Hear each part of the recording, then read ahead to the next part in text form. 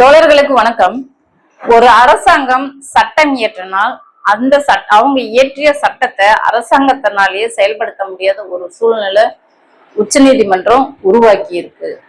இதனால பிஜேபியை சார்ந்த எம்பிக்கள் உச்சநீதிமன்றத்துக்கு கடும் கண்டனத்தை தெரிவிச்சு, அதுவும் உச்சநீதிமன்ற நீதிபதிகள் பெயரை சொல்லியே கடும் கண்டனம் தெரிவிச்சு வராங்க. இது குறித்து எதிர்கட்சிகள் மற்றும் உச்சநீதிமன்ற நீதிபதிகள், முன்னாள் நீதிபதிகள்லாம் கடும் கண்டனத்தை தெரிவிச்சு கொந்தளிப்ப ஒரு பதட்டமான சூழலை ஏற்படுத்தினதுனால பிஜேபி கட்சியோட தேசிய தலைவர் ஜே.பி. நட்டா அவர்கள் நடு இரவுல எனக்கு இந்த கண்டனத்துக்கு எந்த ஒரு சம்பந்தமும் இல்லை, இதை நான் ஏற்கவும் இல்லை, நிராகரிக்கவும் இல்லை என்று ஒரு நடுநிலையான ஒரு பதிவை ட்விட்டர் மூலமாக பதிவிடுகிறார் என்றால் இந்த விஷயம் எவ்வளவு ஒரு சீரியஸான சூழலை நோக்கி கொண்டுட்டு போயிட்டு இருக்கு என்று நம்ம இதை யூகிக்க முடியுது. அப்படி என்ன அந்த எம்பிக்கள் கண்டனம் தெரிவிச்சாங்க, உச்சநீதிமன்றம் என்ன தடை போட்டது என்று ஏற்கனவே நம்ம காணொலியில பார்த்திருக்கோம். எம்பிக்கள் உச்சநீதிமன்றம் குறித்து என்ன பேசியிருக்காங்க, இது என்ன மாதிரி ஒரு சூழ்நிலையை இப்ப நாட்டுல உருவாக்கி இருக்கு என்பது குறித்த இந்த காணொலியில் பார்க்க போறோம். காணொலிக்கு போறதுக்கு முன்னாடி நம்ம திராவிட பேச்சரங்க சேனலை சப்ஸ்கிரைப் பண்ணிக்கோங்க. அதாவது எல்லாத்துக்குமே தெரியும், ஒரு 2 வாரங்களுக்கு முன்னாடி வக்ஃபு திருத்த சட்ட மசோதாவை ஒன்றிய அரசாங்கம் கொண்டுகிட்டு வந்தது.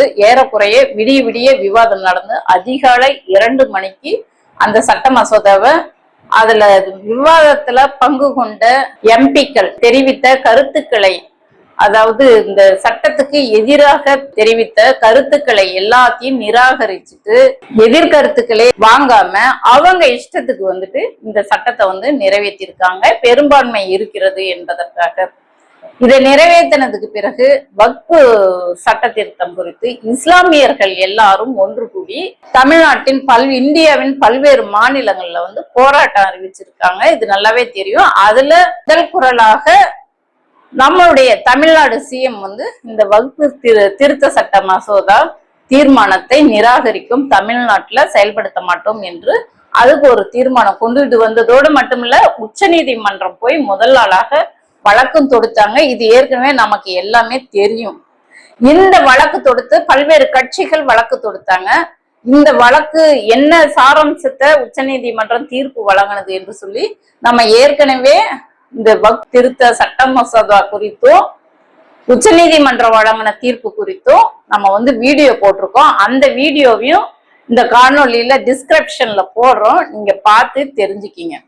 அதாவது உச்சநீதிமன்றம் கேட்ட கேள்வி என்னன்னாக்க, இந்த வக்ஃபு திருத்த சட்ட மசோதா இப்ப கொண்டுட்டு வருவதுடன் அவசியம் என்ன என்று கேட்டதோடு மட்டுமல்ல, நீங்க வக்ஃபு வாரியத்துல இஸ்லாமியர்கள் அல்லாதவங்கள உறுப்பினராக போடலாம் என்று சட்டம் இயற்றியது போல் இந்து அறநிலையத்துறையில இந்துக்கள் அல்லாத, அதாவது இஸ்லாமியர்களை போய் அங்க நிர்வாகிகளாக நியமிக்கலாமா, இதுக்கு ஒன்றிய அரசாங்கம் பதில் சொல்லணும் என்று சொன்னதோட மட்டுமல்லாம, ஒரு மே 5ஆம் தேதி வரைக்கும் இந்த சட்டத்தை நிறைவேற்றக்கூடாது, எந்த ஒரு சொத்துக்களையும் பறிமுதல் செய்யக்கூடாது, வக்ஃபு வாரிய நிர்வாகிகளை நியமிக்க கூடாது என்று உச்சநீதிமன்றம் உத்தரவு போட்டுருச்சு.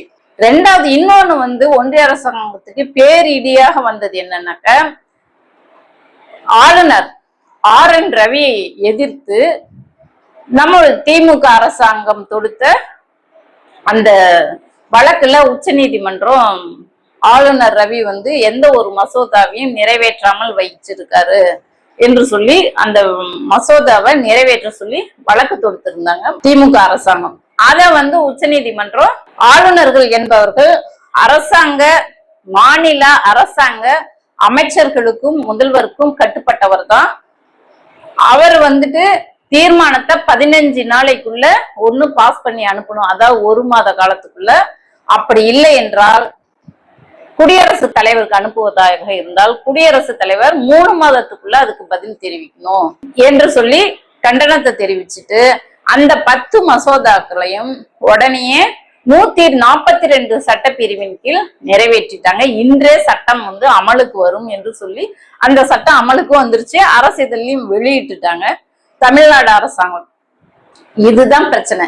இத வச்சுட்டு துணை ஜனாதிபதி ஜெகதீஷ் தன்கர் வந்துட்டு பாராளுமன்றத்து சட்டங்களை நிறைவேற்றும் அளவுக்கு சுப்ரீம் கோர்ட் என்ன சூப்பர் பாராளுமன்றமா என்று சொல்லி 2 நாட்களுக்கு முன்னாடி அவரை கண்டனம் தெரிவிச்சாரு. அவரை தொடர்ந்து பிஜேபியோட எம்பி நிஷிகாந்த் துபே அவர் என்ன சொல்லியிருக்காருன்னா, அவர் கடுமையான வார்த்தைகளை போட்டு உச்சநீதிமன்றம் நாட்டுல ஏற்படக்கூடிய கலவரத்தை உண்டு பண்றதுக்கான அனைத்து ஏற்பட்டால் உச்ச நீதிமன்றம் தான் காரணம். அதாவது உள்நாட்டு போர் ஏற்பட்டால் உச்ச நீதிமன்றம் தான் காரணம். அதே போல மத கலவரங்கள் ஏற்பட்டாலும் அதற்கு உச்ச நீதிமன்றமும் அந்த தலைமை நீதிபதியாக இருக்கிற சஞ்சய் கண்ணா அவர்களும் தான் காரணம் என்று சொல்லி கடுமையான கண்டனத்தை தெரிவிச்சிருக்காரு. அது மட்டும் இல்ல, நாட்டுல சட்டத்தை உச்ச நீதிமன்றங்கள் கையாண்டாக்க அப்ப பாராளுமன்றத்துக்கு என்ன வேலை, அதை இழுத்து மூடிட்டு போயிட வேண்டியதுதான். இந்த மாதிரி அதே போலதான் தினேஷ் சர்மா அவர்களும் கடுமையான கண்டனத்தை உச்ச நீதிமன்றத்துக்கு தெரிவிச்சிருக்காங்க, இந்த எம்பியும். இப்போ நம்ம இது குறித்து என்ன பேச போறோம் என்றால், இப்படி ஆளுங்கட்சியா இருக்கிற ஒன்றிய அரசாங்கமும் இதுக்கு முன்னாடி பல வழக்குகளை உச்ச நீதிமன்றத்துல தாக்கல் பண்ணிட்டு இருக்குது. இப்ப நீட் எடுத்துக்கிட்டாக்க, நீட்டுனால நம்ம பிள்ளைங்க ஏறக்குறைய 22 பிள்ளைங்கள் இறந்துருக்காங்க, நம்ம தமிழ்நாட்டை சேர்ந்த மாணவர்கள். நம்ம நீட்டே வேணாம், எங்களுக்கு நீட் இல்லாமலே நாங்க மருத்துவக் கல்லூரியில எங்க மருத்துவர்கள்லாம் சிறந்து இருக்காங்க, அதனால உயிரை எடுக்கக்கூடிய நீட் தேர்வு வேண்டாம்னு சொல்லிட்டு நம்ம தெரிவிச்சிட்டு இருக்கோம், கண்டனம் தெரிவிச்சிட்டு இருக்கோம். ஏறக்குறைய ஒரு 7-8 ஆண்டுகளாக போராடிட்டு இருக்கிறோம். 2017 இருந்து நம்ம போராடிட்டு இருக்கோம். இப்போ ஒன்றிய அரசாங்கம் சொல்வது என்னன்னாக்க, இந்த வழக்கு உச்ச நீதிமன்றத்துல இருக்கு, அதனால எங்களால ஒண்ணும் பண்ண முடியாது என்று சொல்லித்தான் இது வரைக்கும் அந்த நீட்டை விளக்க கொடுக்காம இருக்காங்க தமிழ்நாடு அரசுக்கு. அதே போல இன்னும் பல வழக்குகளை ஒன்றிய அரசாங்கமே உச்ச நீதிமன்றத்துக்கு போயிட்டு அவங்களுக்கு சாதகமாக தீர்ப்பு வந்தா அந்த உச்ச நீதிமன்ற நீதிபதிகளுக்கு அவங்க ஓய்வு பெற்ற உடனே கவர்னராக அவங்க போஸ்டிங் கொடுத்துட்றாங்க. அப்படி போனவர் தான் சதாசிவம் கவர்னர் அவர்கள். அவங்க இப்ப ஓய்வு பெற்றாங்க கவர்னராக இருந்தும். அந்த மாதிரி பல கவர்னர்களை நியமிச்சிருக்காங்க. அமித்ஷாவோட கொலை வழக்குல அந்த நீதிபதி அவரை நீதிமன்றத்துல ஆஜராக சொல்லி சம்மன் அனுப்பின அந்த நீதிபதியே மர்மமான முறையில இறந்தார் என்பது இங்க நம்ம பின்குறிப்பா இதை நம்ம மைண்ட்ல வச்சுக்கணும்.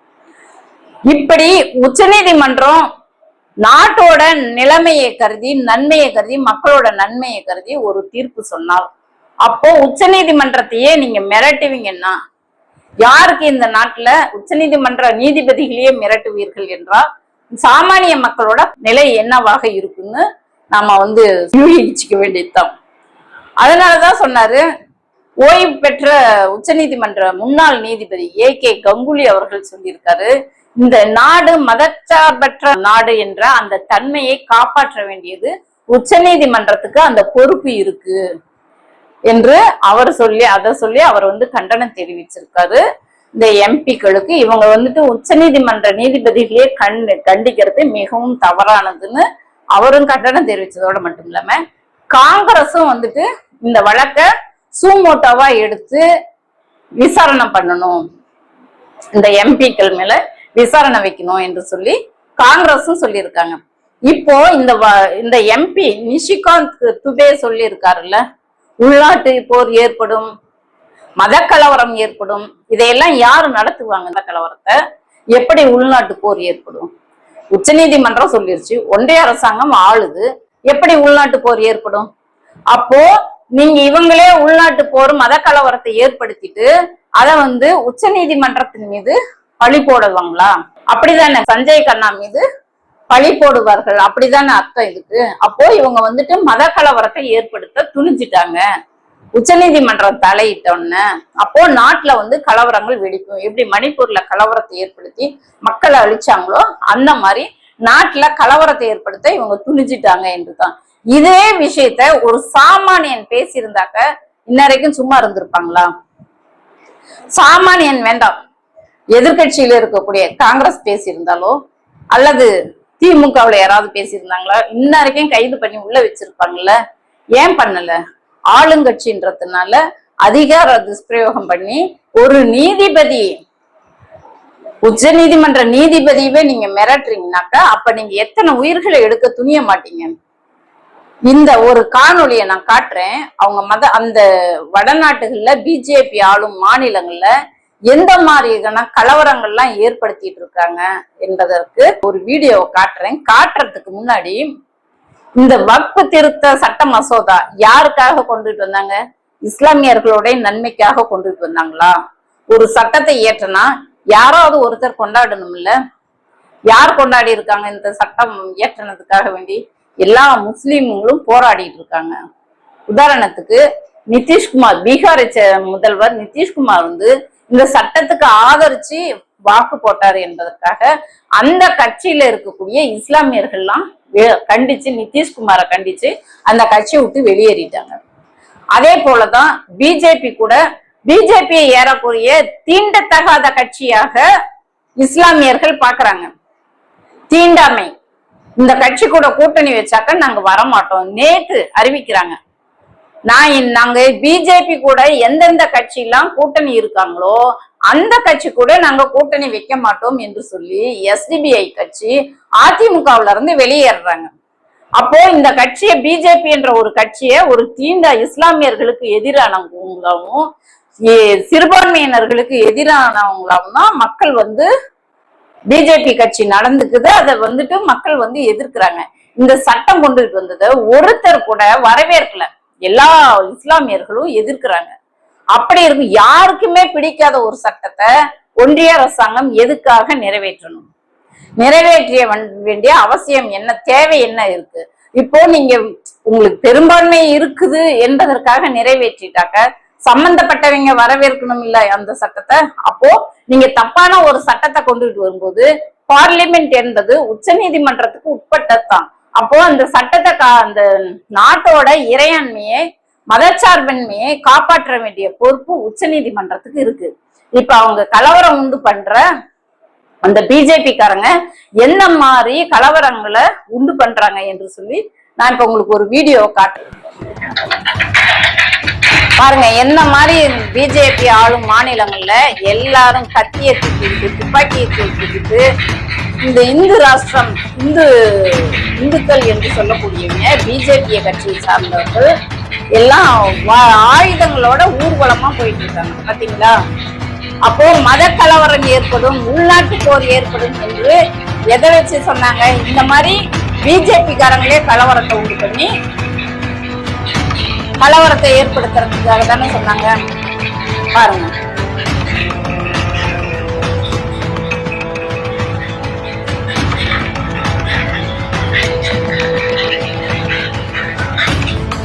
இந்த மாதிரி ஒரு நிலைமை நம்ம நாட்டிலையும் தமிழ்நாட்டிலையும் இப்படி ஒரு ஆயுதங்களை தூக்கிக்கிட்டு அச்சுறுத்தும் வகையா போகாம இருக்கணும்னா பிஜேபி தமிழ்நாட்டுல இந்தியாவிலேயே காலூன்ற முடியாத ஒரு சூழ்நிலையை ஏற்படுத்தணும். அது தமிழ்நாடு எப்போதுமே அந்த மதச்சார்பின்மை விஷயத்துல ரொம்ப உறுதியாக இருக்குது. இந்த நிலை, இந்த உறுதிப்பாட மற்ற மாநிலங்களும் எடுத்தாதான் நம்ம நாட்டோட மதச்சார்பின்மை என்ற அந்த கொள்கையை நம்ம அரசியல் சாசனத்தை காப்பாற்ற முடியும்.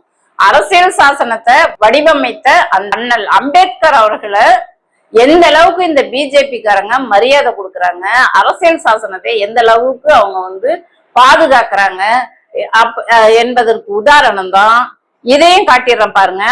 இந்த நாட்டுக்காக அரசியல் சட்டத்தை வடிவமைச்ச அந்த தலைவரை, முதல் சட்ட மேதை, சட்ட அமைச்சர் அண்ணல் அம்பேத்கர் அவர்களை பிஜேபி காரங்க என்ன மாதிரியான கொடுமைகளை பண்றாங்கன்னு நீங்களே பாருங்க. இது நியாயம் தானா? இந்த பிஜேபி காரங்களா ஆள விடுவது சரியா? பாத்தீங்களா? இப்படி ஒரு கொடுமை அண்ணல் அம்பேத்கரையே சுத்தி எடுத்துட்டு உடைக்கக்கூடிய பிஜேபி காரங்க தான் இன்னைக்கு நாட்டுல இருக்காங்க. இந்த அரசியலமைப்பு சட்டத்தை சிதைக்கிற வேலையை பிஜேபி அரசாங்கம், மோடி அரசாங்கம் செய்து வருகிறது. அத உச்ச நீதிமன்றம் தடுக்கிறதுனால உச்ச நீதிமன்ற நீதிபதியே மிரட்டும் சூழலை இந்த பிஜேபியோட எம்பிக்கள் பண்ணியிருக்காங்க. ஏறக்குறைய நாடு வந்து அவசர நிலையை நோக்கி போயிட்டு இருக்கு. இந்த சட்டத்தை மதச்சார்பின்மையை காப்பாற்ற வேண்டிய பொறுப்பு ஒண்ணு இருக்கு. ஃபர்ஸ்ட்லயே நம்ம சட்டம் இயற்றதை பத்தி அந்த இஸ்லாமியர்கள் ஏத்துக்கல, அதனால எந்த ஒரு பயனும் இல்லை என்று சம்பந்தப்பட்டவர்கள் போராடுகிறார்கள். இன்னைக்கு வந்து இஸ்லாமியர்கள் எல்லாம் தெருவுல நின்று போராடிட்டு இருக்காங்க. இதே ஒரு சட்டம் 2 நாட்களுக்கு முன்னாடி இது போன்ற ஒரு சட்டம் வந்து இயற்றினாங்க தமிழ்நாடு அரசாங்கம். அதாவது மாற்றுத்திறனாளிகளுக்கு நியமன கவுன்சிலர்களாக வரலாம், ஏறக்குறைய 15,000 பேர் வராங்க நியமன கவுன்சிலர்களாக. அதை எப்படி ஒரு சட்டத்தை இயற்றினா அந்த மக்கள், சம்பந்தப்பட்ட மக்கள் எப்படி வரவேற்று கொண்டாடுறாங்க, இவங்க இயற்றின சட்டத்தை எதிர்த்து மக்கள் எப்படி போராடுறாங்க என்பதுக்கு இந்த வித்தியாசத்தையும் நான் உங்களுக்கு காட்டிடுறேன். அந்த மாற்றுத்திறனாளி எப்படி வந்து முதல்வருக்கு நன்றி தெரிவிக்கிறாருன்னு மட்டும் பாருங்க. 12,000 மாற்றுத்திறனாளிகளுக்கு நீங்க வாய்ப்பு தர போறீங்கன்றது என்னால நினைச்சு இன்னைக்கும் எனக்கு கிள்ளி பாத்துக்கிறதுனால பெரிய மகிழ்ச்சி. நன்றி சார். நன்றி சார். நகர்ப்புறம் பிளஸ் உள்ளாட்சி இது ரெண்டுத்திலையும் கொடுக்கறதுனால மாற்றுத்திறனாளிகள், கடைக்கோடி மாற்றுத்திறனாளிகள், சென்னையே பார்க்காத மாற்றுத்திறனாளிகள் கூட அந்த அந்த அந்த இடத்துல வந்து எங்களுடைய கஷ்டத்தை பேசுறதுக்கு ஒரு வாய்ப்பு கொடுத்துருக்கீங்க. இது பல்வேறு விஷயங்களே மாற்றுத்திறனாளிகள் கொண்டு வருவீங்க. திராவிட மாடல் அரசுனா இந்தியாவுக்கே நம்ம தான் டாப்புங்கிறத நம்ம நியமிச்சிட்டாங்க. டிசபிலிட்டி ஹிஸ்டரியில இப்ப எல்லா இந்தியா முழுக்க வந்து இதை பேச ஆரம்பிச்சாங்க. இன்னைக்கு காலையில இருந்து இப்படி வந்து நடக்கும் அவங்க எதிர்பார்க்கவே இல்லையா? நீங்க செஞ்சது இந்தியா முழுக்க இப்ப நீங்க டாப். என்னை வந்து வீட்டுக்குள்ளேயே ஒரு சாதாரண ஆளா கூட மதிக்க மாட்டாங்க குடும்பத்துல. அப்போ என்ன மாதிரி தானே எல்லாரையும் பார்ப்பாங்க. அப்ப கிராமத்துல இருக்கிற ஒரு ஊனமுற்றோருக்கு அந்த ஊர்ல அவர் வாழ்ற இடத்துல ஒரு மரியாதை கிடைக்கணுமேன்றது தாங்க என்னுடைய வாழ்நாள் கனவா இருந்துச்சு. நீங்க இதை செஞ்சிருக்கிறது உண்மையிலேயே கடைக்கோடியில இருக்கிற மாற்றுத்திறனாளிகள் போய் தொடுங்க மனசை. உண்மையிலேயே மகிழ்ச்சி. பாத்தீங்களா, ஒரு சட்டம் இயற்றினா அந்த சம்பந்தப்பட்ட சமுதாயத்தை சேர்ந்தவங்க எப்படி கொண்டாடுகிறார்கள் என்று பாத்தீங்களா? அப்போ அவங்க கொண்டாடினா தான் அந்த சட்டம் வெற்றி பெற்றதாக அர்த்தம். போராட்டம் பண்ணா யாருக்கும் பயன்படாத, அதாவது தீங்கு இழைக்கக்கூடிய ஒரு சட்டத்தை இயற்றிட்டு அந்த இஸ்லாமிய மக்களை அழிவு பாதையில கொண்டுட்டு போக அந்த வக்பு வாரியத்தவே சீர்கெடுக்கக்கூடிய ஒரு சட்டத்தை இயற்றிட்டு அதை நாங்க செயல்படுத்துவோம்னு சொன்னா உச்ச நீதிமன்றம் தடுத்தா, உச்ச நீதிமன்றத்துவே, அதாவது கிராமப்புறத்துல சொல்லுவாங்க இல்லையா, ஆட்டை கடிச்சு மாட்டை கடிச்சு மனுஷனை கடிக்கிறாங்க என்று சொல்லி, அந்த மாதிரி எதிர்கட்சிகள் மேல வன்முறையை ஏவனாங்க, இஸ்லாமியர்கள் மேல வன்முறையை ஏவனாங்க. அதாவது எழுத்தாளர்கள்லாம் இந்த அரசாங்கத்தை யாரெல்லாம் இந்த மக்கள் விரோத சட்டங்கள் இயற்றக்கூடிய பாஜக அரசு யாரெல்லாம் கண்டனம் தெரிவிக்கிறாங்களோ அத்தனை பேத்தி, எத்தனை எழுத்தாளர்களை கொன்னு இருக்காங்க, சுட்டே கொன்னு இருக்காங்க. அப்போ இப்படி வந்து இவங்கெல்லாம் பண்ணிட்டு இப்ப உச்ச நீதிமன்றத்து மேலேயே போய் கைய வச்சுட்டாங்க, அவங்க தலையிலேயே கைய வச்சுட்டாங்க. நாடு வந்து ஒரு ஆபத்தான, அபாயகரமான, தொடர்ந்து நம்ம வந்து சொல்லிட்டு இருக்கிறோம், இந்த பிஜேபி அரசாங்கம் இருக்கும் வரை மக்களுக்கு பாதுகாப்பு இல்லை. எப்ப இந்த அரசாங்கம் கீழே இறங்குதோ அன்னைக்குதான் வந்து இந்த அரசியல் அமைப்பு காப்பாற்றப்படும். அததான் அண்ணல் அம்பேத்கர் வந்து ஏற்கனவே சொல்லியிருந்தாரு, அவரே சொல்லியிருந்தாரு, எவ்வளவு ஒரு அருமையான சட்டமாக இருந்தாலும் கெட்டவங்க கையில இந்த சட்டம் இயற்றக்கூடிய அந்த பவர் போயிடுச்சுன்னா அது மோசமான சட்டமாகத்தான் இருக்கும் என்று அப்பயே அம்பேத்கர் சொல்லியிருந்தாரு. அத வந்து இந்த மோசடிக்காரர்களை நல்லா நமக்கு உணர்த்தி இருக்கிறாங்க. இந்த மோடி அரசாங்கம் கீழே இறங்கும் வரை நம்ம தான் வந்து போராட வேண்டிய பொறுப்பு நம்ம ஒவ்வொருத்தருக்கும் இருக்கு. இந்த காணொலியை பார்த்துட்டு இருக்கிறவங்க உங்களுடைய கருத்துக்களை பகிர்ந்து ஆதரவு கொடுத்து சப்ஸ்கிரைப் பண்ணுங்க. நன்றி, வணக்கம். பாருங்க.